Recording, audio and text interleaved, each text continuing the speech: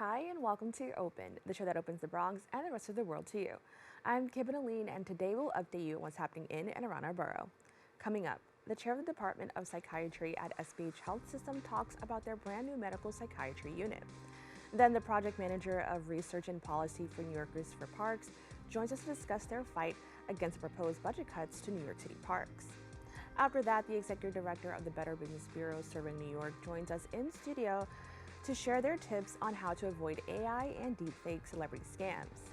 And finally, the educator and volunteer coordinator for the Wolf Conservation Center speaks on their mission to help protect wolves. So stay tuned, all this and much more is headed your way because we're now officially open.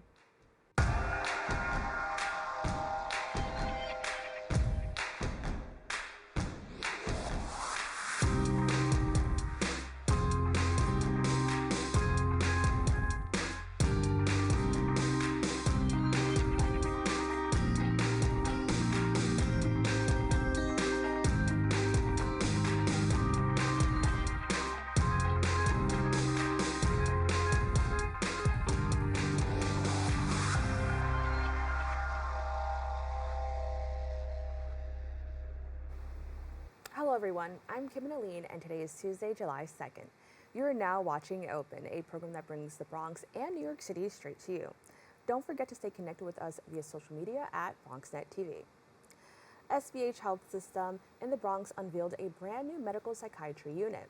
The specialized unit treats vulnerable patients facing both acute medical illnesses and mental health issues. The new unit is a significant development as the Bronx experiences the highest rate of psychiatric hospitalizations of all 5 boroughs. Dr. Lizica Troneci, chair of the Department of the Psychiatry unit at SBH Health System, joins me in discussing this new development. Doctor, thank you so much for joining me. Thank you for having me. Now, I'd really love to know, we talked a little bit about, just mental health in the Bronx, but can you further discuss what sparked the creation of this brand new medical psychiatry unit at SBH? The creation of such a unit was sparked or generated by our community needs, by the experience of providers at SBH Health System, and not only, I should say, in the healthcare system in general. So about 2 years ago, we learned more about the medical psychiatric concept or model of care. And I would say a year ago, we visited a hospital, it's Rochester Memorial Hospital in Rochester, New York. They opened such a unit a few years ago.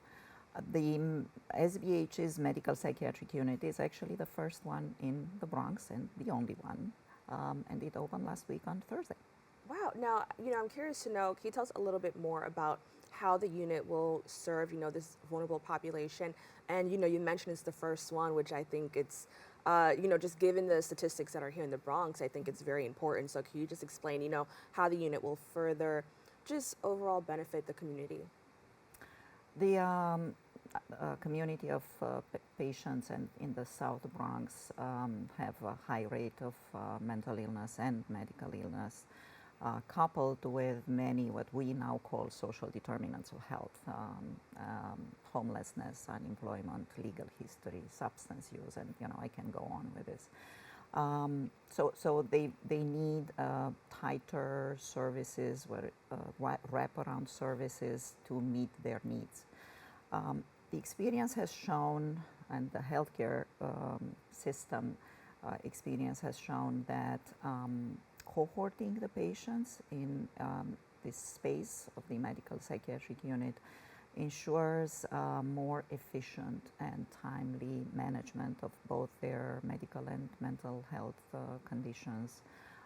It really coordinates care and ensures that they get discharged from the hospital with the services they need. The medical psychiatric unit is located on one of the medical units at SBH Health System, has 8-bed capacity, has a co-management model where the medical team retains the capacity of being the primary provider and the psychiatry team remains the consultant. But psychiatry takes a more active role in co-managing these patients. Also, we have recruited nursing staff with not only medical skills but psychiatric skills or interest in working with this patient population. And there is a social worker. The social worker has also background in the medical and the psychiatric behavioral health system, I should say. There are multidisciplinary rounds every morning where patients are discussed, their management plans are developed and implemented. It just ensures a smoother process, and we know that communication can be the culprit or many problems in general. So the tighter communication really enhances the services we provide. Now, you mentioned social workers, which I think is so important, and I was really kind of glad to hear because, when we think of health and, just the world of health and just the medical system, it's very like doctor-patient, a lot of facts, but to hear that there's social workers there, maybe to kind of touch on the emotion or, just maybe what these patients are going through. Can you talk about the importance of the presence of a social worker in this type of work? Sure. Social workers have several roles, I should say. They perform an assessment of the patient's not only social determinants of health, and I'll keep using this wording, I should say. Where does the patient live? How do they, does the patient support himself, herself? Do they have any family support? But they also provide therapy and education to patients and families. Having a social worker as part of the team on the medical psychiatric unit will also promote having family meetings, which are so important, including family or / providers meetings, I should say. The people who are invested and interested in that patient's, in that individual's well-being. Now, you mentioned that you're going to keep saying social determinants of health, and it is very important considering that the Bronx experiences the highest rate of psychiatric hospitalizations of all the 5 boroughs. How are we seeing social determinants play out in regard to the Bronx?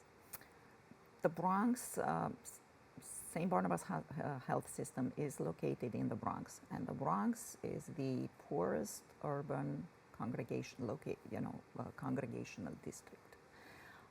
So the community is confronted with many stressors. I've mentioned them already: homelessness, unemployment, the rate of poverty, as I mentioned, legal history, criminalization of behaviors, and all of these contribute to the management of medical and mental health conditions.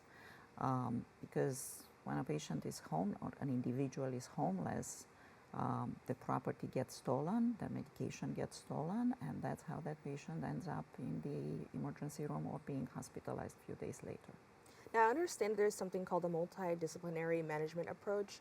Can you tell me a little bit more about that approach and how does it assist in addressing mental health challenges?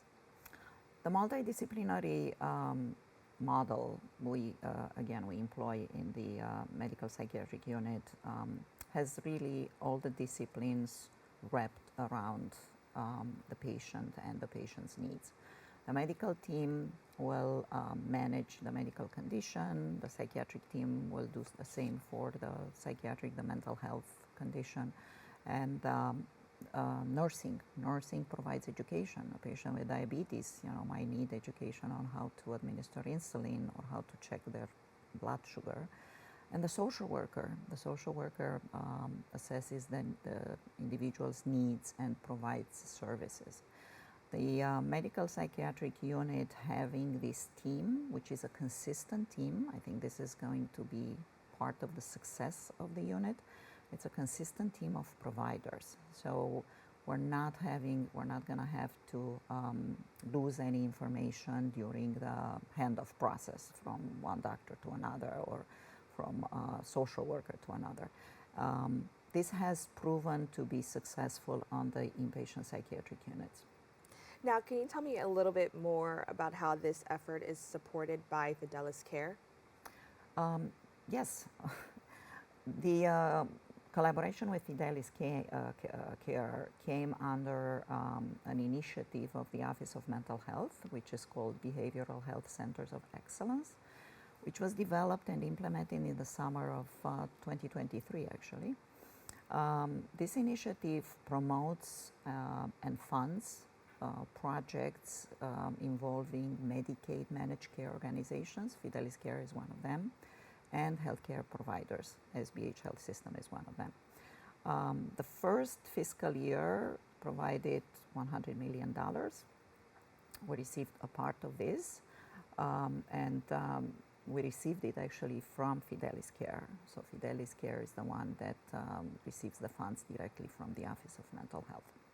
Now, considering mental health, can you just talk about how community members, because this is a public health a public health challenge that we're facing, how can community members avoid contributing to the stigma that is placed on those who are, experiencing mental health challenges? We know education is paramount. Education through school, we provide education in schools for children, for teachers. We provide education in community organizations, in churches, for example. But there is a stigma in the healthcare system, and the medical psychiatric unit lessens the stigma associated with having to treat mentally ill patient for a medical condition somewhere in the hospital. So we're hoping that, again, this medical psychiatric unit model will train and educate students, medical students, residents, and by doing so, nursing students, right? And by doing so, will promote and enhance education and make all of us more accepting of working and treating mentally ill patients. And as we mentioned previously, again, this is like the first of its kind in the community. What do you hope to see, because you're stationed in the Bronx and supporting the Bronx community, what do you hope to see for, just medical systems in general throughout this borough and possibly even New York City? What do you hope to see them, or how do you hope to see them grow in regard to, challenges with mental health that our city is facing? We hope that this model that we've implemented, which is not new, it was developed worldwide in the 1980s and in the United States at early 2000.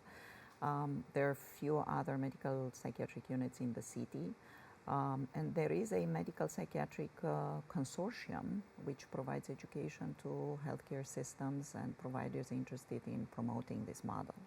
So we hope that outcomes, the successes we accomplish, can be promoted and be, distributed to other communities and other institutions, and by doing so, we hope to help not only our community but other communities and mental illness ultimately.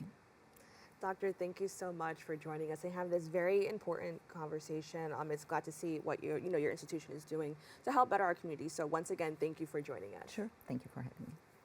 To find out more about the work SBH Health System does, please go to their website at sbhny.org.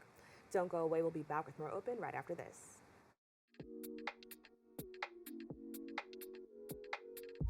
Thank you, BronxNet. Congratulations on 30 years.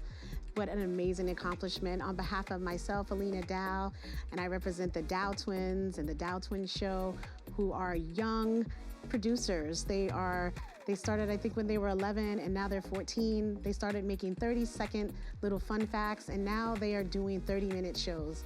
And it goes to a testament of how much you guys do in the Bronx to make young people want to continue to be involved. I wish you 30 more amazing years and beyond. Thank you for what you do.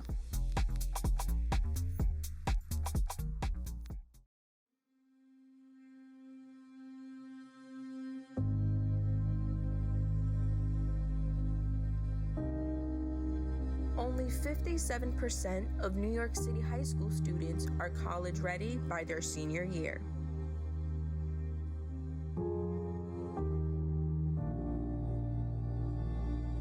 "55% of high school graduates either have no plans to attend college or are uncertain that they will ever attend.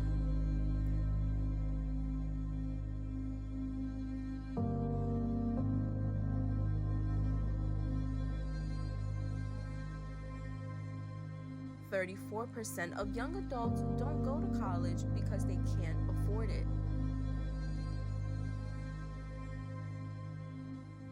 Discover what's possible. BronxNet's education programs, internships, and opportunities help engage and inspire Bronx youth and beyond to pursue their passions. Be a part of the BronxNet family. Whether you're interested in our shows, joining a class, or donating to support our mission, visit BronxNet.org to learn more. Welcome back. NYC parks are essential to our city, providing playgrounds and natural spaces for residents and their families. However, budget cuts threaten the accessibility and enjoyment of these parks and green spaces. Organizations like New Yorkers for Parks advocate for the mayor to restore these funds. The project manager for research and policy at New Yorkers for Parks, Daniel Abram, joined me to discuss. Daniel, thank you for joining me. Thanks so much for having me. Now, can you give us a little bit of an overview or background on New Yorkers for Parks and the work that you do? Yeah, so New Yorkers for Parks is a research and advocacy organization. We've been around in different forms for 100 years or so. And so we focus a lot of our efforts on making sure that there is equitable access to parks, as well as equitable maintenance to parks. We do a lot of this work through our research and advocacy. Our advocacy centers mostly around rallying, testifying at hearings, and then organizational partnership as well, working with other related organizations for coalition building. And then we share our research with communities on a pretty regular basis for both public education, but also to give the public tools to advocate for their own neighborhood. Now, one of your most recent efforts is advocating for NYC Parks. Can you discuss, what NYC Parks is facing right now with budget cuts? Yeah, so right now, the latest fiscal year 25 preliminary budget shows a $55 million cut to the Parks Department, and that's a $55 million cut to the maintenance budget. And so that would mean, bathrooms that are not clean or open, poor trash pickup on a regular basis, poor maintenance when it comes to playgrounds, park benches, lawns that are going unmowed. It also would result in an additional 600 jobs lost. These are jobs that the line items would be lost due to a hiring freeze. So it's actually pretty devastating for the Parks Department to be losing $55 million because they are already operating on such a shoestring budget. They need every dollar that they can get because they are managing a very robust park system as well in New York City. Now, I must say that when it comes to the arts, parks, and just even certain areas of education, we're constantly seeing these budget cuts. Why are these departments always among those seeing these cuts? That's a question I feel like I get often because it is a good question. Why are parks always the first thing to get cut? Why is education? Why is libraries? Why are these things the first to get cut? Honestly, it's a matter of political will. The mayor has made the promise of getting the Parks Department maintenance budget to 1% of the city's maintenance budget, operations budget, during his term. But obviously we're headed in the wrong direction there with the $55 million cut and more job losses to the Parks Department. But it really is a matter of political will. And there's the old saying that if you want to know where someone's priorities lie, take a look at their budget. And so it just kind of seems like our priorities have not lied very much with public space and with parks and the importance of parks and the importance of deepening community through parks programming and just having a place for recreation for people to go and enjoy public space. It's really unfortunate that there is no real good reason aside from political will, honestly. Now, the Parks Department is a huge part of New York City, so I am very surprised that they're not getting this priority because it's a huge part of the culture, the identity of our city. What does the budget for the parks go towards supporting? So the maintenance budget goes towards, so there's the capital budget and the maintenance budget. Our focus has been heavily on the maintenance budget. The maintenance budget focuses on maintenance workers, gardeners, tree trimmers, PEP officers, recreation centers, programming in parks, for seniors and for children and for teens. So that all of that funding is going towards people on the ground doing the work day to day, making sure that parks are in a cleanly state, and also making sure that bathrooms are open, making sure that bathrooms are functional, making sure that park benches are able to be sat on a beautiful day. Because they're not broken, and making sure that slides are fixed and there aren't any sharp edges, or just really focusing on the condition in parks, the quality of parks. That is where the maintenance budget's going. Now, you talked about some programs, which I think is super important because if you are from New York City, or maybe if you don't go out often, you'd be surprised that almost every park has like a building that does something for the community. Right. Can you talk about the risk, community members face in regard to some of those programs? Yeah, so there are some programs that are being cut. The swim expansion program, swim safety expansion, which would mean teaching more children how to swim, which is a problem already in New York. Yeah. The trail formalization program, which would allow for children and for anyone really to walk through the 10,000 acres of natural areas that we have in New York City.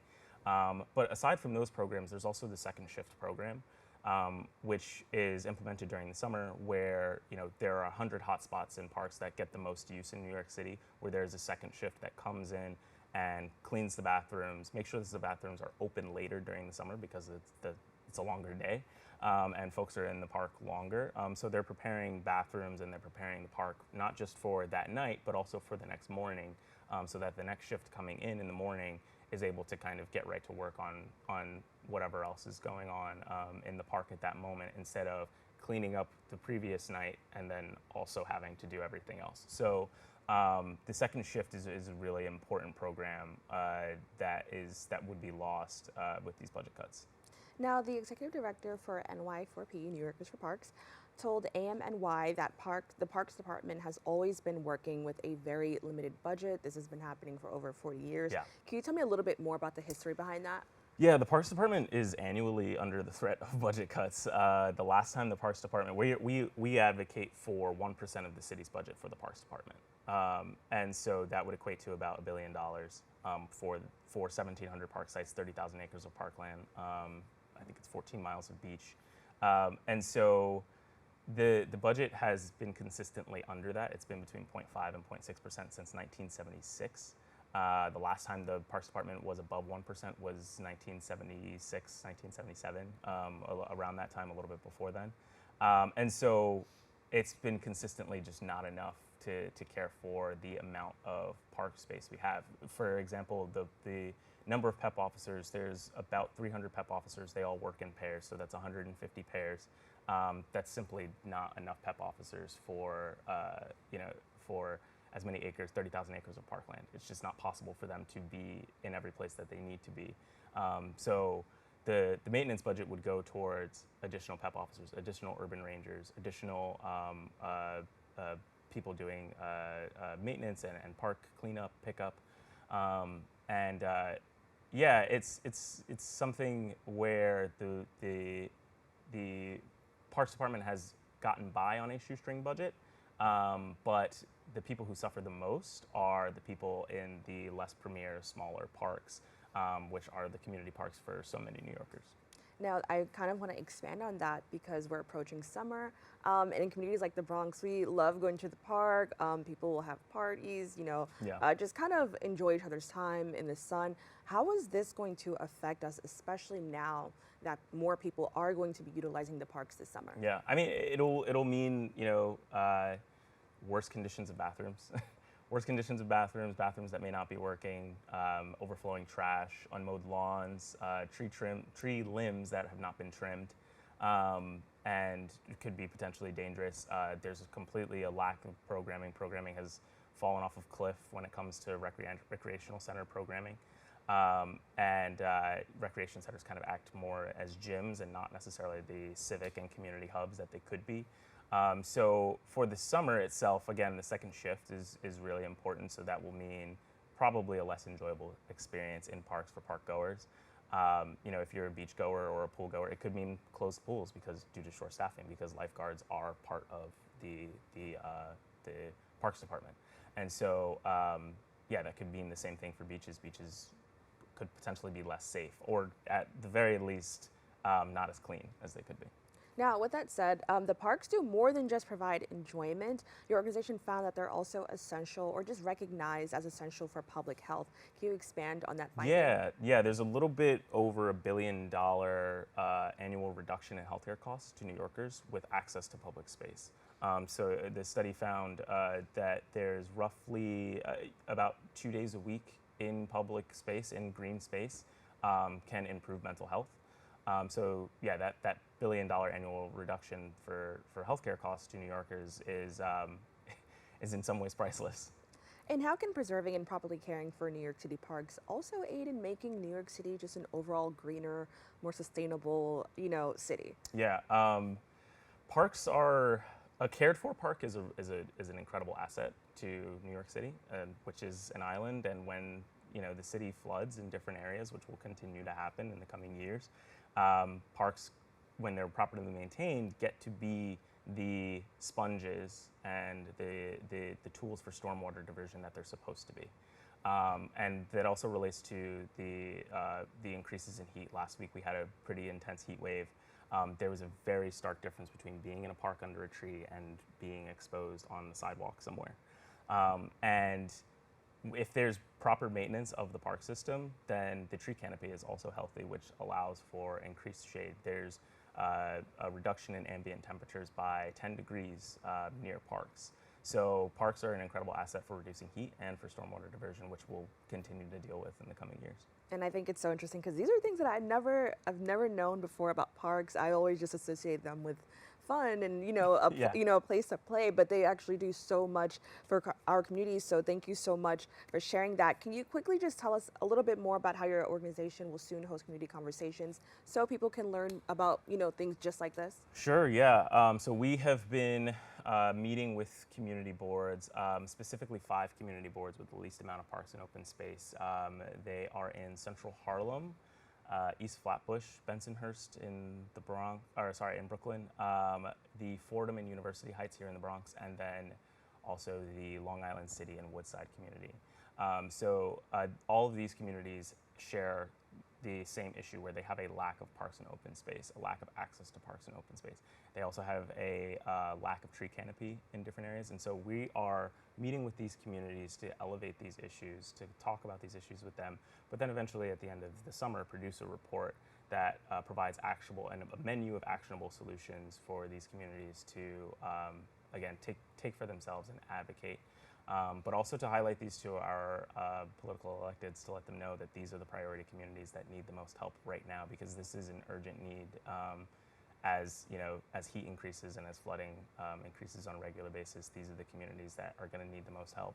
And these communities also have worse health outcomes, and so parks will help with that issue in these communities. Well, thank you so much for joining us and having this really interesting and important conversation, because I definitely learned a lot of new things today. So thank you again. Thank you for having me. To learn more about New Yorkers for Parks and their fight to protect park funding, please go to their website at ny4p.org. Stay tuned. We have more for you right after this.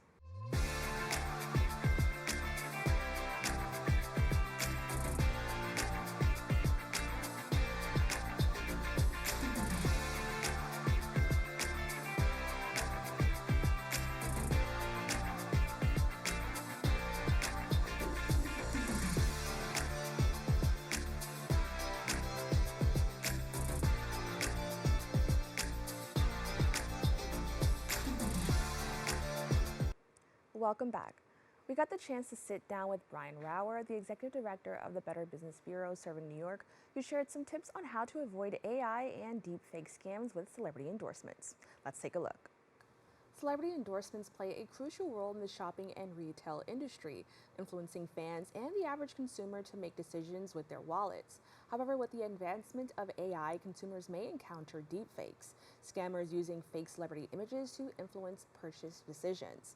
Rauer, Executive Director of the Better Business Bureau, serving New York, provides tips for identifying these deepfakes. Ryan, thank you so much for joining me. Very welcome. Good to be back. Now, as mentioned, celebrity endorsements, we're seeing a lot of them. They've always been a thing, but with the creation of AI and the advancement of AI, we're seeing this a lot more. Can you just give us a little bit more background about how people are using AI and deepfakes to scam unsuspecting consumers? Yes, this is actually an emerging area, and it's fast emerging. The technology is off the charts. It's changing seemingly on a weekly, monthly, and certainly on a yearly basis. The conversation we're having now will probably change quite a bit 6 months from now, actually. That's how fast it's moving. And AI has been around for a very, very long time. We're just seeing it at a much higher level now. And deepfakes, for anyone that isn't familiar with this term, they're overtaking the internet in a lot of ways. And it's basically using AI technology to create phony videos and audios, often using celebrities, politicians, people who are well known, in order to commit scams. So people who are very bad at their scamming jobs are becoming very good at their scamming jobs, unfortunately, because it's making them more believable.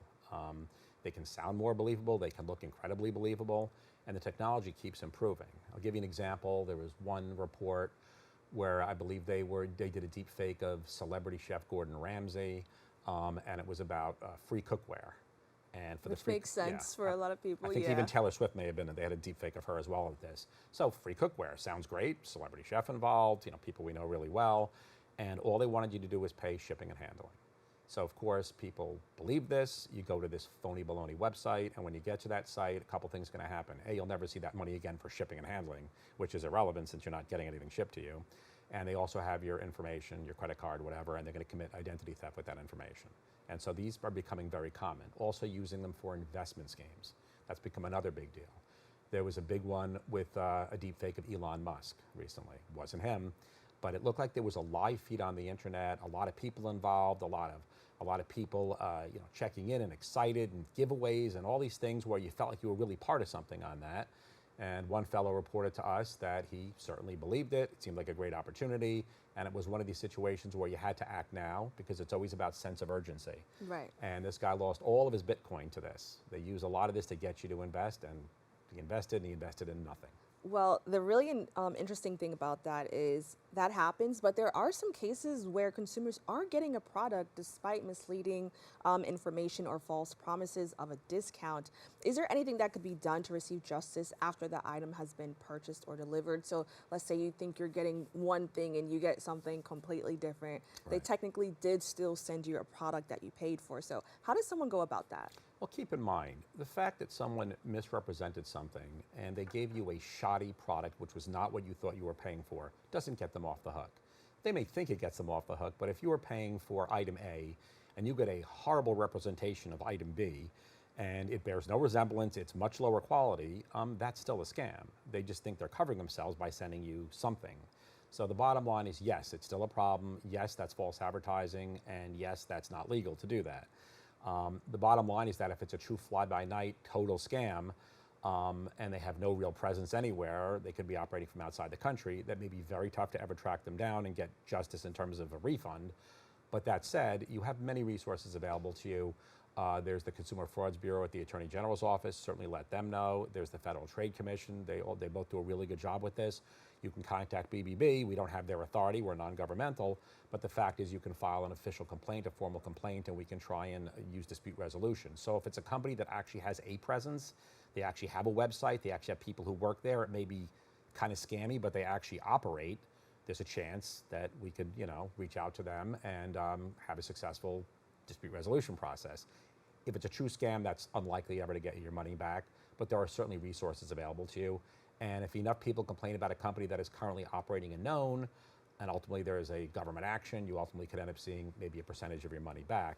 So it doesn't mean you're going to get your money back, but there is a chance. And I certainly wouldn't avoid saying anything. I know people get embarrassed. You want to report it regardless, because the more you report it, the more it helps other people. So go to BBB Scam Tracker and let people know your experience and help warn them about this.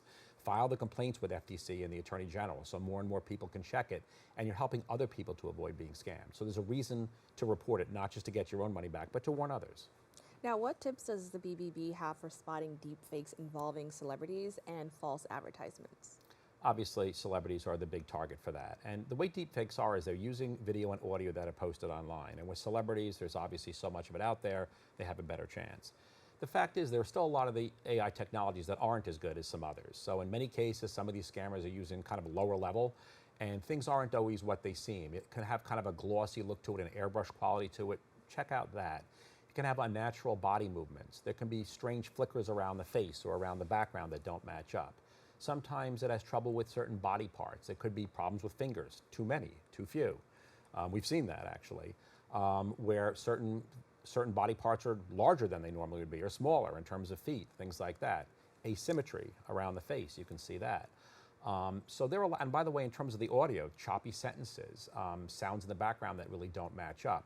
You know, things that when they put them together, they just don't sound right. They don't sound Or smooth. like even like the natural tone of speaking sometimes Right. is very robotic. Even though it sounds like the celebrity, Right. it's still robotic sometimes. Yeah, if it doesn't sound right, assume that it's not right. There are some really good ones and the technology continues to improve, but for a lot of these, there are really some telltale signs. Again, look for those flickers around the face, look for unnatural body movements, look for that choppy sentence structure, and it just doesn't sound smooth and flowing to see that. A lot of these are signs that it's a problem, but even if it looks smooth, don't assume because it's online it's real. Don't assume the person is real. You want to go separately and check out, independently verify.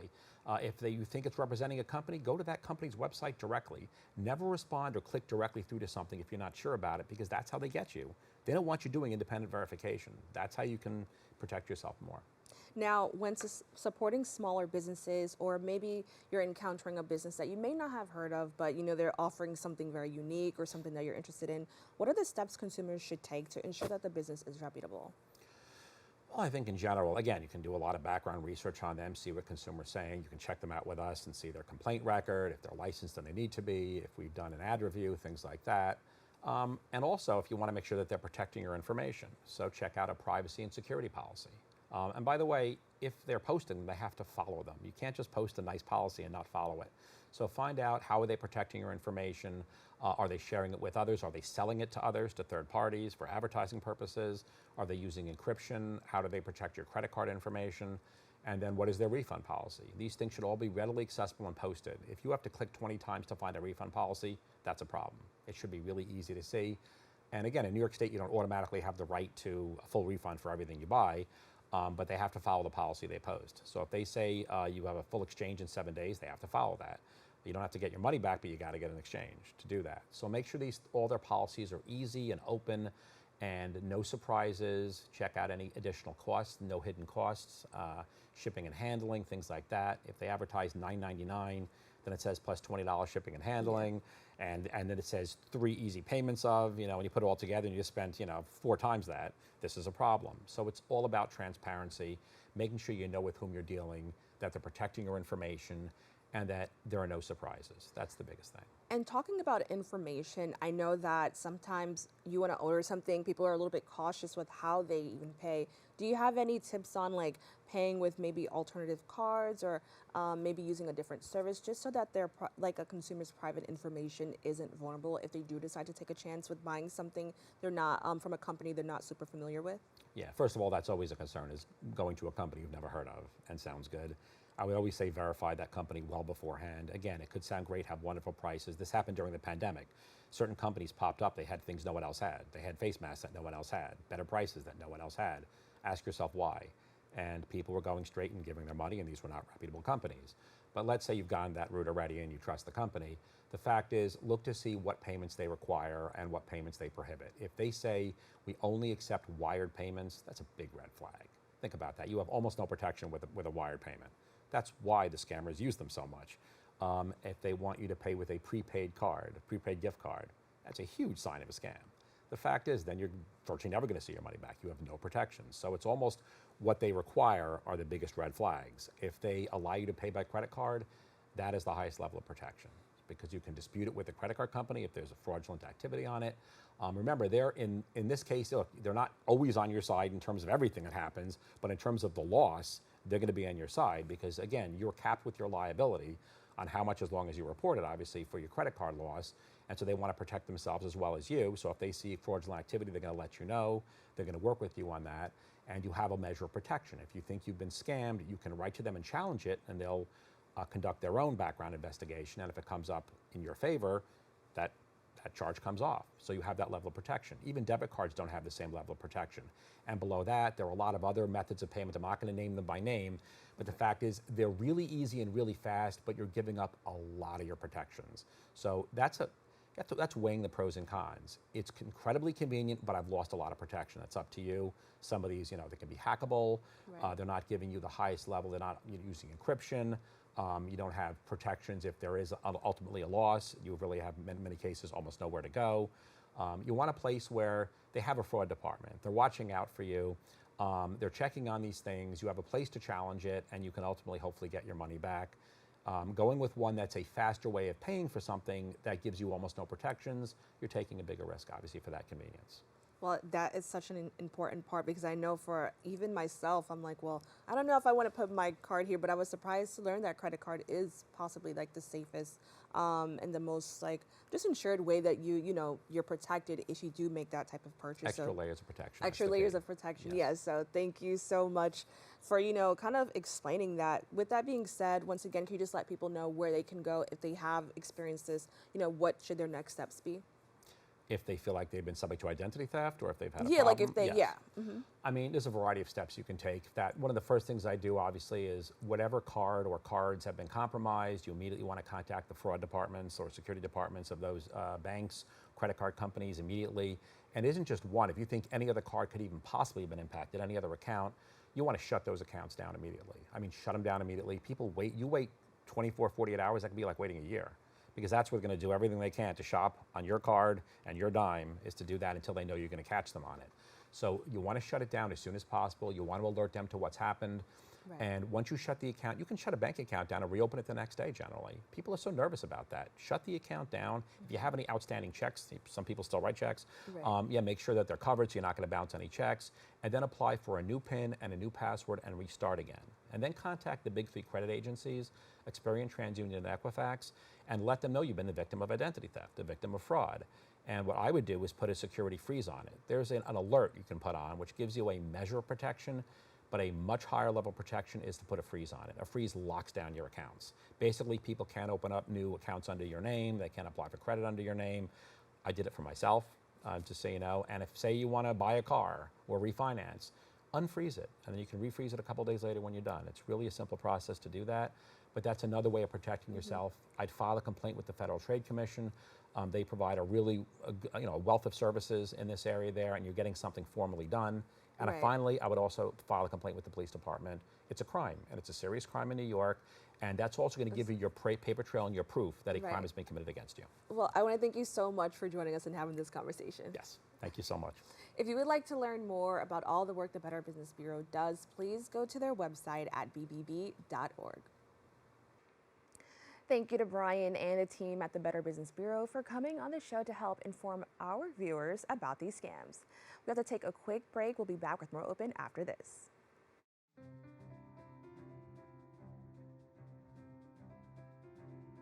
I remember when the Bronx did not really have a media outlet properly representing the people of the Bronx. BronxNet provides for the community by being a community where people can be empowered to share their voices. We are in a really great place technologically. We've got all the resources that we need to be effective. Whether it's through cameras, storytelling, editing, we have provided those services for 30 years. BronxNet's mission is to be a voice for the community. To educate, to inform, and to inspire. And you can be a part of it. We've built studios for you.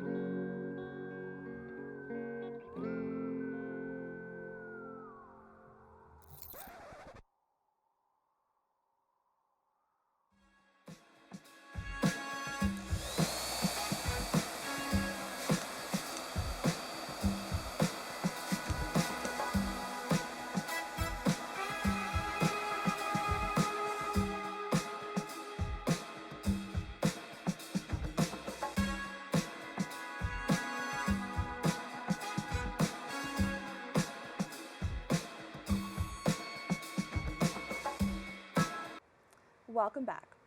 The Wolf Conservation Center seeks to inspire a global community through advocacy, research, and recovery to promote the survival of wolves and wildlife.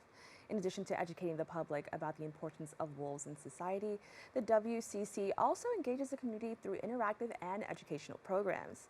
Educator and volunteer coordinator for the Wolf Conservation Center, Seary, joins me to discuss. Sean, thank you so much for joining me. Thank you for having me.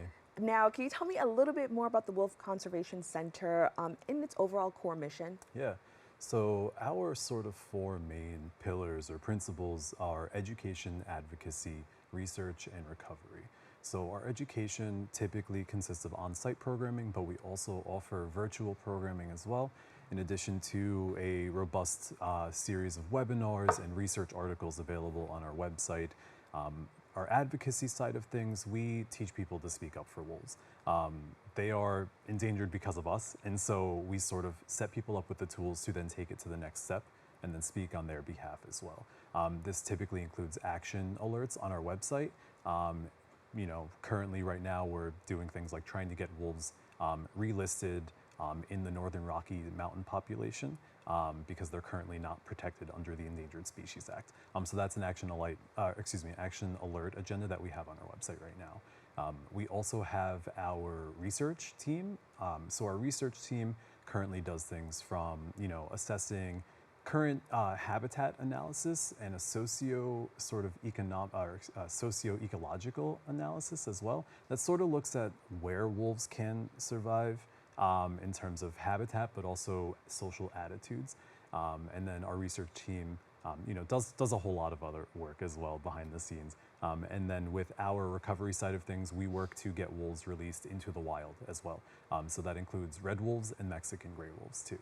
Now, I'm curious to know, you said that humans, unfortunately, would contribute to kind of what's going on with the wolves right now. Correct. Can you just further go into detail some of the threats these species are facing? Yeah, so it really depends. So with the red wolves and Mexican gray wolves, for example, illegal poaching is a big issue for those two species of wolves. You also see a lot of vehicle strikes in North Carolina where red wolves currently get released. Where Mexican gray wolves are currently found in New Mexico and Arizona, they also get misidentified as coyotes, so that leads to killing as well. Other threats include habitat fragmentation. Wolves need a lot of land to survive. They need large expanses of land, so when we break into their habitat and develop it, that's also pretty harmful for them as well. But most populations in the United States are protected under the Endangered Species Act.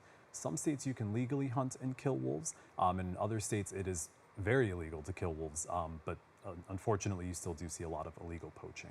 And can you tell me a little bit more about poaching and what that is? Yeah, so poaching includes illegal killing, and so essentially wolves are protected in most of the lower 48 states in the US, with the exception being Idaho, Montana, and Wyoming. Wolves can legally be hunted in those states. We do not scientifically or ethically support the hunting of wolves. So in those states, you can legally hunt and kill wolves. However, wolves are protected in most of the other lower 48 states. I should say that they're only protected in Yellowstone National Park in those three states, Idaho, Montana, and Wyoming. Various other populations include the Pacific Northwest, Great Lakes states, the Southwest, and then the Southeast as well. Illegal poaching essentially is wolves it happens in areas where wolves are legally protected, but somebody still makes the decision to shoot and kill a wolf illegally. Thank you so much for kind of, clarifying that. Now, I understand that wolves actually play a vital role in upholding our ecosystem, which is something I did not know before. Can you give us a little bit more information about that and, what role they actually play in this? Yeah, so wolves are what we would call a keystone species. So they are really helpful in maintaining the health of an ecosystem, and they do that in several different ways. Some of that includes basically prey control. So wolves like to eat animals like moose, bison, elk, deer, animals that we would call wild ungulates. Essentially, they are grazing animals. So what happens is if they sort of go unchecked, they will essentially graze an ecosystem to near death, including, things like saplings, tree saplings, flowers, sagebrush, basically they will eat as much greenery as they possibly can, which is harmful for the environment. Plants hold the soil together. They create food and habitat for other animals as well. So when you have an area where there are wolves or other apex predators, mountain lions, bears, basically animals that are top of the food chain, they help keep control of those prey animal populations. That's just one of the many ways. They also can help improve the herd health of the animals that they're hunting. Wolves are not typically going after a bull moose, for example. They're typically going after a sick or injured or dying animal, which can actually improve the overall health of the animals that they're eating, because they're going after an animal that is already sick, injured, that could possibly remove disease and other types of bacteria from those populations. On top of that, they create food for other critters as well. So wolves, as apex predators, when they go and make a kill, they create a lot of food for scavengers as well. So ravens, vultures, they also create food for animals like bears and coyotes and foxes even. So they're really important in terms of just maintaining the overall health of an ecosystem. When you pull a keystone species or even an apex predator out of an ecosystem, typically you can see the ecosystem get kind of wonky. It could fall apart. It could actually full-on collapse, called ecosystem death, without any apex predator to help sort of manage the populations of other animals. Wow, that was like mind blowing. I had no idea that they, contributed so much to our society in this capacity, and I didn't even realize the importance of, these apex predators. They don't get a good rep in society, but they're doing so much, just for us and for everyone. So thank you so much for sharing, that information. Now, for people looking to learn a little bit more about wolves and kind of, have a little bit of what I just experienced. I understand that you offer some programs. Can you tell us a little bit more about the programs? Yeah, so we have our standard on-site programs, which is called Wolves of North America. That typically is a pretty in-depth look, a little bit of classroom style, so about a half an hour of classroom teaching, and then the last hour being spent in our enclosure viewing areas where you can see up to 7 wolves that are on exhibit, including a couple of red wolves, 3 Mexican gray wolves, and 2 of our ambassador wolves. Our Wolves of North America program is the one that we offer most regularly, typically every weekend throughout the year. Then we also have our Sleeping with Wolves program, which is a pretty popular program. It's one of our most popular. It sounds very exciting. Yeah, it is. It's a lot of fun. Essentially, with the Sleeping with Wolves program, you learn a little bit. So we do an education portion. It's not typically as in-depth as the Wolves of North America portion is. However, you get an education portion. We do a pizza party with the wolves, which is pretty exciting for people and the wolves.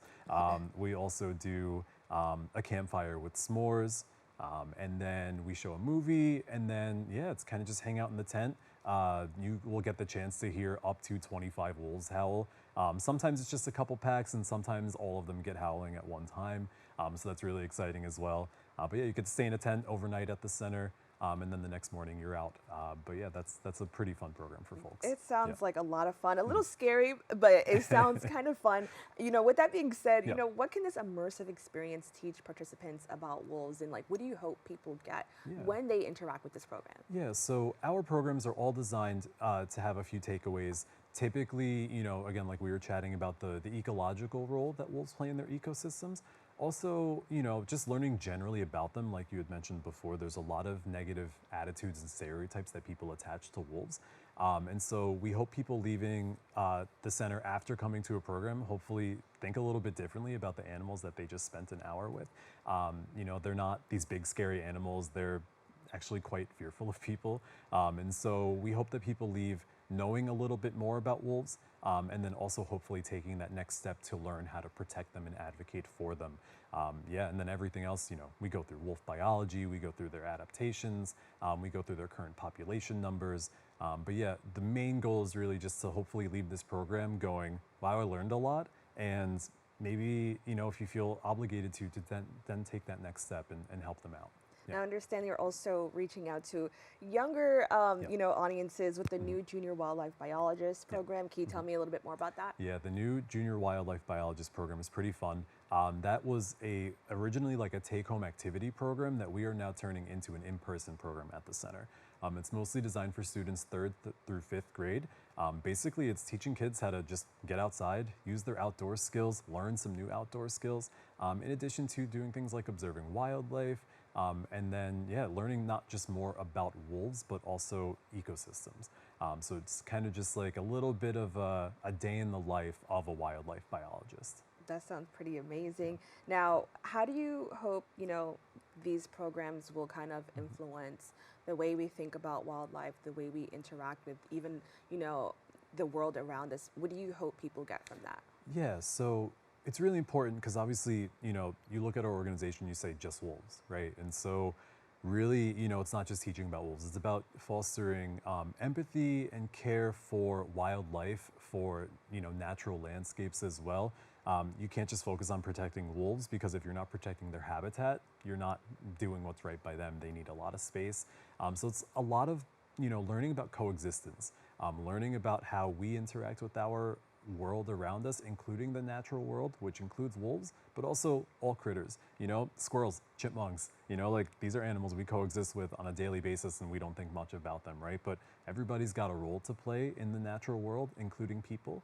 And so, hopefully, again, like folks leave caring about wolves, but also learning a little bit more about how we interact and engage with this world around us. It's the only world we have.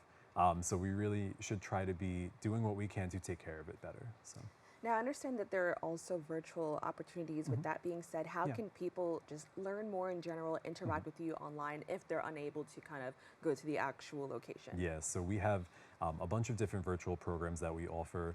We offer a virtual webinar, which is more classroom style. And then we also have virtual field trips, which include a live camera feed with the wolves. And so you get a little bit of that education portion, but then you get to see the wolves as well. Those are programs that we have on our website. And then we also offer free scientific webinars, scientific research that we've included as well.